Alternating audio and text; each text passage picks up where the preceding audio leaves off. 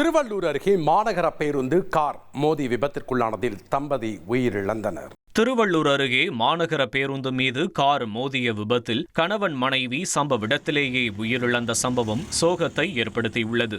வேப்பம்பட்டு பகுதியைச் சேர்ந்த ரவிச்சந்திரன் மனைவி கீதா மற்றும் பேத்திகளுடன் காரில் கோயிலுக்கு சென்று கொண்டிருந்தார். சேவாப்பேட்டை அருகே சென்றபோது ரவிச்சந்திரனுக்கு திடீரென மாரடைப்பு ஏற்பட்டு கார் கட்டுப்பாட்டை இழந்து அரசு பேருந்தில் மோதியது.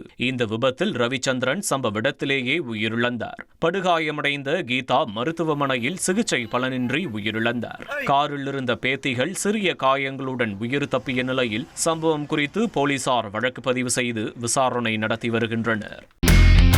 இனி செல்லும் இடமெல்லாம் செய்தி. தந்தி டிவியின் வாட்ஸ்அப் சேனலை ஃபாலோ பண்ணினா செல்ல இருக்கும் இடமெல்லாம் செய்தி. இதோ QR கோட் இப்பவே ஸ்கேன் பண்ணுங்க, ஃபாலோ பண்ணுங்க.